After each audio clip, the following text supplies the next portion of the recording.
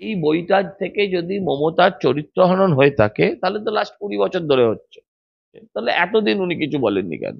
যিনি বলছেন বধূ নির্যাতনের মামলায় গ্রেপ্তার হয়েছিলেন, তিনিও তো সারদার কেসে গ্রেপ্তার হয়েছিলেন। এই বইটা তো আজকে লেখেননি, একের পর এক সিরিজ বই লিখেছেন এবং প্রত্যেকটা বই প্রকাশিত হয়েছে বাজারে। কোনো বইকে সরকার ব্যান করেনি। ওই দীপক ঘোষ মারা গেলেন, তারপরেই বড় বড় যোদ্ধা বোদ্ধারা বাড়ি থেকে বেরিয়ে এসে বলতে শুরু করলেন কেন? যে 1,500 কিলোমিটার দূরে গিয়ে পুলিশ রাতারাতি শর্মিষ্ঠাকে তুলে নিয়ে আসতে পারে, মানে এসডিপিওর অফিস থেকে ওই 150-200 মিটার দূরে গিয়ে একে ধরে আনতে পারে না, অনুব্রতকে ধরে আনতে পারে না। এর ফলেই পুলিশ যে কত বড় বাঘের বাচ্চা, যার গলা বাজারে চললো, সেই গলা পুলিশ টিপতে গেল না, যে ওই ক্যাসেটটা বাজাচ্ছে তাকে পুলিশ ধমকাচ্ছে। কিভাবে দিলীপ ঘোষের বিয়ে নিয়ে বাজারে নোংরামো চলেছিল সারা দিন ধরে, এটাও ঠিক দিলীপ ঘোষ এদের থেকে 1000 গুণ বড় নেতা। বাঙালি বেড়ালেরও বিয়ে দিয়েছে, তো এখন যার পয়সা আছে সে বার্লিন প্রাচীরের ওপরে উঠে গিয়ে বার্লিন প্রাসাদে গিয়ে তারা বিয়ে করবে, এটা তো খুব স্বাভাবিক। ভালো থাকুন, সুখে থাকুন, শান্তিতে থাকুন, বাংলার মানুষকেও শান্তিতে রাখুন। আপনি ভাবছেন আপনি অটো করে যাচ্ছেন, কিন্তু সরকারের নিয়ম মেনে আপনি কিন্তু অটো করে যাচ্ছেন না, আপনি হয়তো ছোট হাতি করে যাচ্ছেন বা বাসে করে যাচ্ছেন। তা অটো আপনি রুটে নামাবেন, আপনার কাছে সমস্ত কাগজপত্র আছে, তাহলে নেতাদেরকে 12 থেকে 15 লাখ টাকা দিতে হবে, তবে আপনি অটোটা নিয়ে ব্যবসা করতে পারবেন। মোহাম্মদ তো বিয়ে করলেন, কার্যত জার্মানিতে গিয়ে বিয়ে করলেন, বাংলা তার নিজের মেয়েকে চাই, কিন্তু বাংলা ক্রমশ ছেড়ে কেন এদের জার্মানি পছন্দ হয় আমি জানি না। আমার সঙ্গে রয়েছেন সজল ঘোষ। কারণ দিলীপ ঘোষের বিয়ে নিয়ে অনেক বিতর্ক হয়েছিল, এই মুহূর্তে মৈত্র বিয়ে করলেন, তার দলের লোকেরাই নাকি জানে না, 1 মাস পরে খবর বিয়ে হয়েছে 3রা মে। না, বিয়ে করা তো খারাপ কিছু নয়, বিয়ে তো করেছে, কোনো অন্যায় তো কাজ করেনি। হ্যাঁ, অতএব আমি নবদম্পতিকে অনেক শুভেচ্ছা জানাই। ওনারা অনেক বড় মাপের নেতা, আমার মতন সাধারণ একজন কর্মীর শুভেচ্ছা নিশ্চয়ই ওনার কাছে অব্দি পৌঁছবে না, কিন্তু আমি আন্তরিকভাবে শুভেচ্ছা জানাই। হ্যাঁ, আর না এই দেখুন, যাদের পয়সা থাকলে আগেকার দিনে বেড়ালেরও বিয়ে হতো, বাঙালি বেড়ালেরও বিয়ে দিয়েছে, তো এখন যার পয়সা আছে সে বার্লিন প্রাচীরের ওপরে উঠে গিয়ে বার্লিন প্রাসাদে গিয়ে তারা বিয়ে করবে, এটা তো খুব স্বাভাবিক। হ্যাঁ, আপনার আমার পয়সা যার যেমন আছে সে তেমন ভাবে করবে, অতএব ওটা নিয়ে আমি কিছু বলতে চাই না।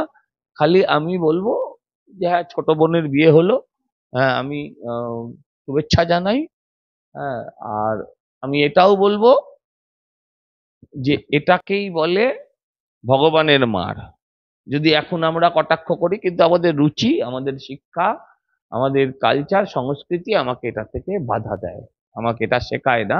যেভাবে দিলীপ ঘোষের বিয়ে নিয়ে বাজারে নোংরামো চলেছিল সারা দিন ধরে, এটাও ঠিক দিলীপ ঘোষ এদের থেকে 1000 গুণ বড় নেতা। তো সে তুলনায় চর্চা এর কিছুই নেই। হ্যাঁ, যাই হোক, ভালো থাকুন। হ্যাঁ, ভালো থাকুন। না, তাতে কি হয়েছে? তাতে কি হয়েছে? আমি আমি ওইটা দেখুন, দিলীপ দার থেকে না হয় এক স্টেপ এগিয়ে, দিলীপ দার এখন 61-62, সেটা ওনার 65। আমি তাই বলে কোনো আমি তাকে অশ্লীল শব্দ প্রয়োগ করব না। যেটা তৃণমূল করেছিল ওটা ওদের রুচি, কালচার, বংশ পরিচয়।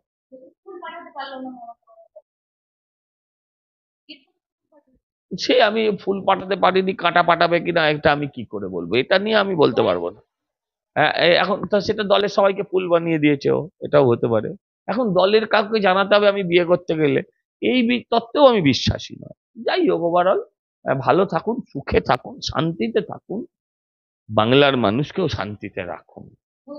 হ্যাঁ, মানে যতটুকু আপনার এরিয়া আছে, নদিয়া তো বাংলার মধ্যে, সেখানকার মানুষকেও শান্তিতে রাখুন, এটাই বলার বক্তব্য।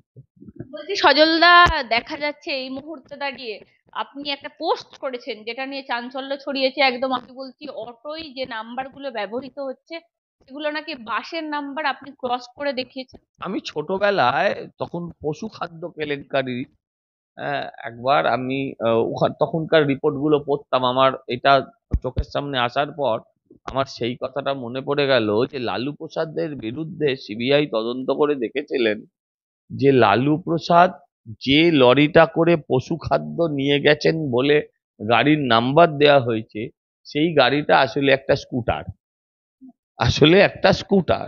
হ্যাঁ, তাতে কয়েক টন পশু খাদ্য গেছে বলে দেখানো হয়েছে।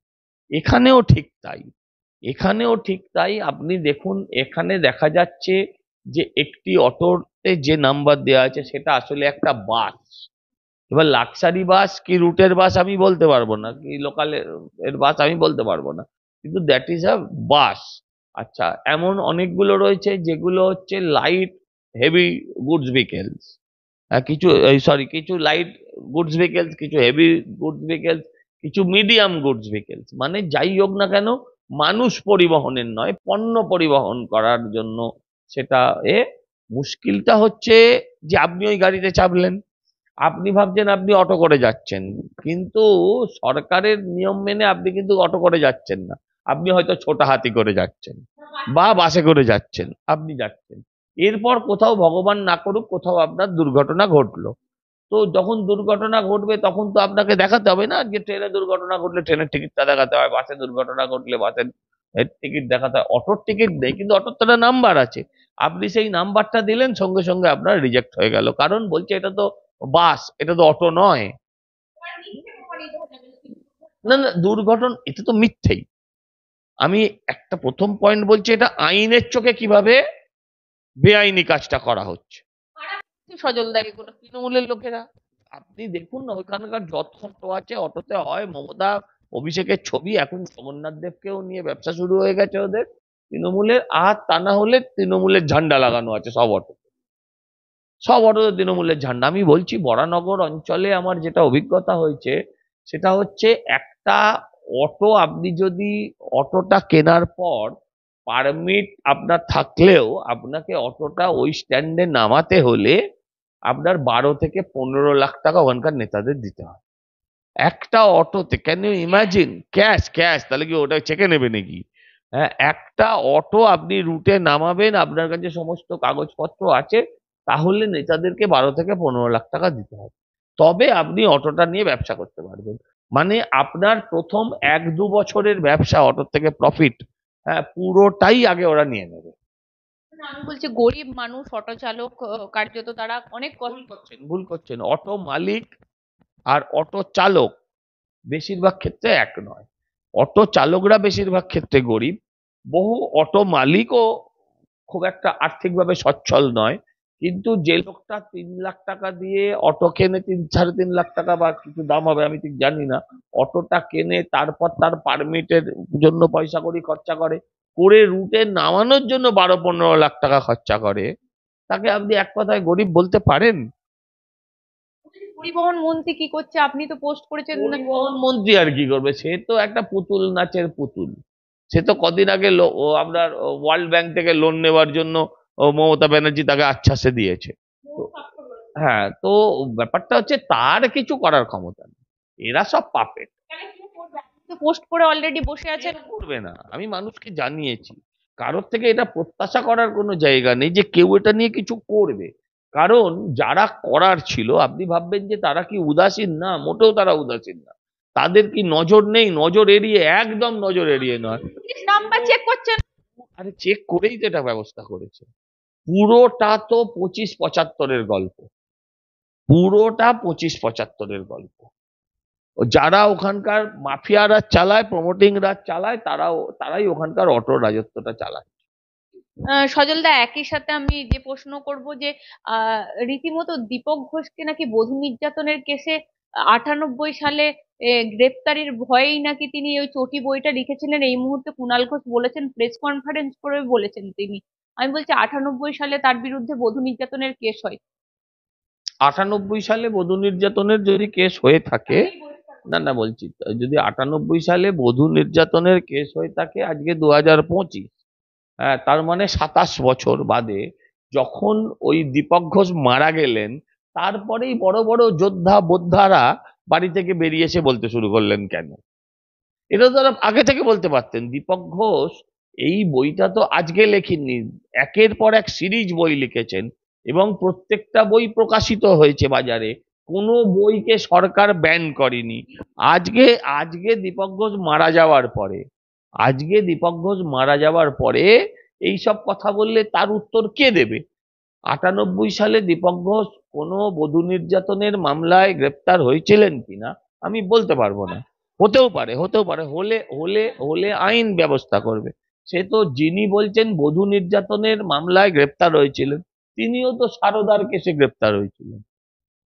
তিনিও কোন ধোয়া তুলসী পাতা, তিনি তো নিজেই সারদার কয়েক গ্রেপ্তারি এড়াতেই সিপিএম এর সাথে সাজস করে তিনি গ্রেপ্তারি এড়িয়েছিলেন। সিপিএম এর সাথে সাজস করে কার্যত মমতা বন্দ্যোপাধ্যায়ের নামে কুৎসা শুরু করেন। বন্দ্যোপাধ্যায়কে চোর বলে আবার মমতা মাইকি জয় করে তিনি বেল পেয়েছিলেন সারদা কেসে। আমার সব কথা সত্য, উনি যেটা বলছেন হতে পারে সব কথা। এক মিনিট আমি বলছি যে হতে পারে সব কথা ঠিক। আমি একটাও বলছি না যে একটা কথাও মিথ্যে হতে পারে সব কথা ঠিক। কিন্তু এখন বলছেন কেন এই বইটার থেকে যদি মমতার চরিত্র হনন হয়ে থাকে তাহলে তো লাস্ট 20 বছর ধরে হচ্ছে। 20 বছর না হলেও 10-15 বছর ধরে হচ্ছে। তাহলে এতদিন উনি কিছু বলেননি কেন? এতদিন আগে বলা উচিত ছিল। কেষ্ট কার্যত আজকে এসডিপিও অফিসে হাজিরা দিতে গেলেন। আমি বলছি লিগাল লিগাল সেল থেকে কার্যত সুমন দেকে নোটিশ পাঠানো হচ্ছে, এবিপি আনন্দের এডিটরকে। আমি বলছি পুলিশ বলছে ওই অডিওটা চালাবেন না। সজলদা, ওই অডিওটা খুব পুলিশের গায়ে লাগবে। আচ্ছা, ওই অডিওটা চালাবেন না বলে আরো 4বার শুনতে হলো এই চালাবেন না কথাটা বলানোর জন্য। মুশকিল হচ্ছে যে অডিওটা যার দ্বারা ক্রিয়েট হলো, যার গলা বাজারে চললো, সেই গলা পুলিশ টিপতে গেল না। যে ওই ক্যাসেটটা বাজাচ্ছে তাকে পুলিশ ধমকাচ্ছে। কিন্তু মুশকিল হচ্ছে এই ধমকাতে গিয়ে তো হিতে বিপরীত হয়ে গেল না তো। কারণ আমি কালকে এবিপি আনন্দর শোটা দেখেছি, আমি সেখানে দেখলাম এই কথাটা বলার জন্য এবিপি আনন্দ এক্সট্রা 2বার চালালো। তাতে কি লাভ হলো? তুই এমন ভয় দেখা যাতে লোকে ভয় পায়, ভয় তো পেল না। আবার বলছি ভয় তো, দেখুন পুলিশ নিয়ে তো কেউ প্রশ্ন করেনি, পুলিশের সম্মান নিয়ে লড়াই প্রশ্ন করেছে। এবিপি আনন্দ তো প্র্যাকটিক্যালি পুলিশের পক্ষে দাঁড়িয়ে কথা বলেছে, সারা সমাজ তো পুলিশের পক্ষে দাঁড়িয়ে কথা বলেছে। না, ঠিক কথা, কিন্তু সারা সমাজ যে পুলিশের পক্ষে দাঁড়িয়ে যিনি পুলিশকে গালি দিয়েছেন তার বিপক্ষে গিয়ে কথা বলেছে। এখন যদি পুলিশের পক্ষে দাঁড়ানোটা আহ, যে যে নামেই হোক না কেন, যে সংবাদ মাধ্যমে হোক না কেন, সেটা যদি অপরাধ হয়ে গিয়ে থাকে তাহলে আলাদা কথা। মুচিপাড়া থানা থেকে আপনার বাড়ির দূরত্ব কাছে, আপনার বাড়ির দরজা ভেঙে, হ্যাঁ, আপনার বাড়ির দরজা ভেঙে আপনাকে নিয়ে আসতে পারে। ওগুলো এখন অতীত। আমার বক্তব্য হচ্ছে 1500 কিলোমিটার দূরে গিয়ে পুলিশ রাতারাতি শর্মিষ্ঠাকে তুলে নিয়ে আসতে পারে। আর ওর বাড়ি, সে ঠিক আছে, আর মিথ্যে মামলায় কতদিন আটকাবে? আর ওনার বাড়ি মানে এসডিপিওর অফিস থেকে ওই 150-200 মিটার দূরে গিয়ে একে ধরে আনতে পারে না, অনুব্রতকে ধরে আনতে পারে না। এর ফলেই পুলিশ যে কত বড় বাঘের বাচ্চা, পুলিশের যে সিদ্ধারাটা নিয়ে যেটা ডাক্তাররা দিয়েছিল অ্যাপ্রোপ্রিয়েট, ওরা লাগায়নি কেন কে জানে।